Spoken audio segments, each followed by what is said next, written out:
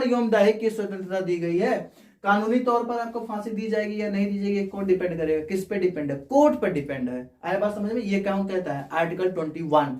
उसी में दूसरा पॉइंट, हथकड़ी लगाने के विरुद्ध अधिकार। आपको हथकड़ी नहीं लगाई जा सकती, तब तक नहीं लगाई जा सकती जब आप इस कगार पे ना हो कि आप भागने वाले हो। जैसे पुलिस आया आपको गिरफ्तार करने के लिए, अब भागने लगे आप, उस केस में क्या करेगा पुलिस, आपको क्या करेगा, हथकड़ी लगाएगा। आप भागते नहीं है ना, तो हथकड़ी लगाने का उसके पास अधिकार नहीं है। क्यों? क्योंकि कह रहे बाबू पढ़ लो अनुच्छेद 21, प्राण एवं दैहिक, दैहिक मतलब शरीर, दैहिक की स्वतंत्रता। हमारे शरीर को प्रॉब्लम हो जाएगा हथकड़ी लगाओगे आप, इसलिए आपको आर्टिकल 21 ये छूट देता है कि कोई भी पुलिस ऑफिसर आपको हथकड़ी नहीं लगा सकता।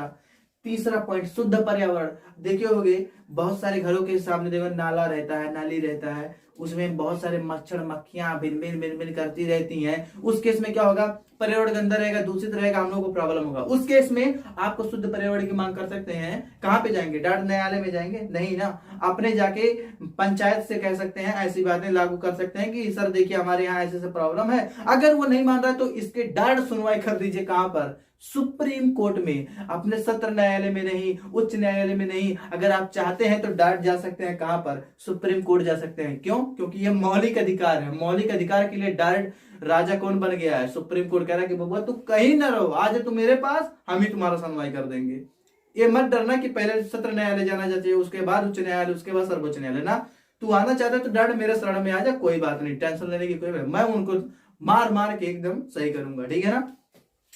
आश्रय पाने का अधिकार, अनुच्छेद 21 कहता है आश्रय पाने का अधिकार। लेकिन बताने का मेरा श्रेय क्या है, ये समझिए आप।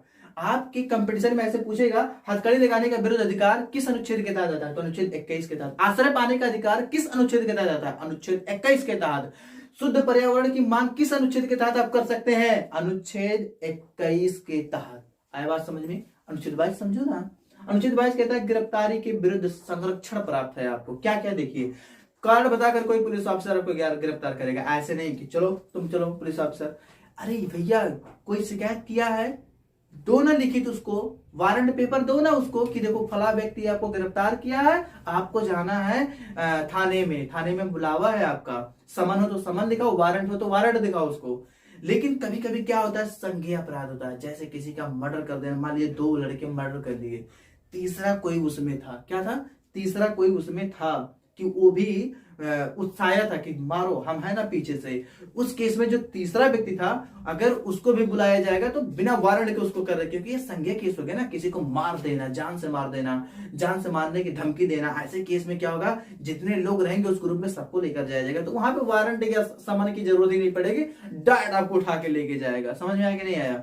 और इसमें देखते हैं लिखिए आपको लेकर गया थाने में, थाने में लेकर गया तो क्या कह रहा है, गिरफ्तारी के विरुद्ध संरक्षण, हमें संरक्षण है। क्या क्या संरक्षण है, देखो संरक्षण मतलब होता है बचाव। क्या किस किस रूप से हम बच सकते हैं, देखो 24 घंटे के अंदर न्यायालय पहुंचने का अधिकार है।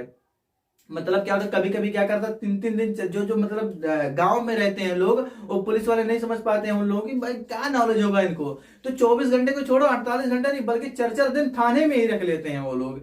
क्यों? क्योंकि जानते हैं कि उनको नॉलेज है ही नहीं संविधान का।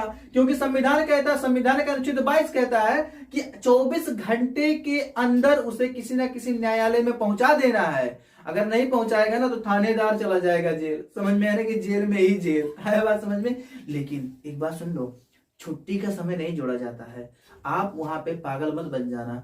लेकिन क्यों, देखिए मान लीजिए आज शनिवार है, आपको लेकर गया, कल संडे आ जाएगा ना, तो संडे एक दिन उसको छुट्टी रहता है, तो छुट्टी का दिन नहीं जोड़ा जाएगा। मान लीजिए सपोज दैट शुक्रवार का दिन है, आप गए जेल में 6 बजे, गए 6 बजे जेल में, अगला 6 बजे तक आपको पहुंचाना है शनिवार। शनिवार को पड़ गया इंडिपेंडेंस यानी 15 अगस्त का दिन, छुट्टी का दिन। अगला दिन पड़ गया संडे, 2 दिन हो गया। इस केस में 72 घंटे आपको रखेगा, तो रख सकता है वो, क्योंकि छुट्टी का दिन नहीं जोड़ा जाता। होली, दीपावली, रक्षाबंधन, ईद, बकरा ईद ऐसा त्योहार पड़ जाता है तो वो छुट्टी का दिन हो जाता है, उस समय को नहीं जोड़ा जाएगा। समझ में आया ना, उस केस में वो बच सकता है। याद रखना इस बात को, ऐसे मत कर देना छुट्टी का दिन था लेकिन फिर कहते काय 24 घंटा से ऊपर हमको रखे इस जेल में, ऐसा मत कहना।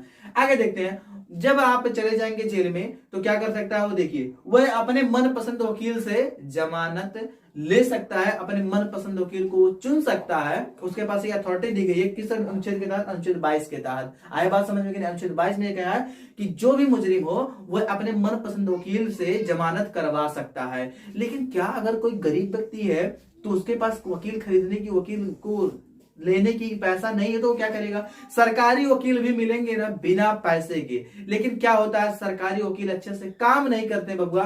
अच्छे से जब काम नहीं करते हैं तो आप केस हार जाएंगे उस केस में, इसलिए पैसा कमाओ, वकील भी खरीद लेना। समझ में आया कि नहीं आया? ऐसे और इंटरेस्टिंग वीडियो चाहते हैं तो वीडियो को लाइक कर दो, चैनल पे नए तो चैनल को सब्सक्राइब कर दो। मिलते हैं नेक्स्ट वीडियो में, तब तक के लिए थैंक यू, बाय बाय।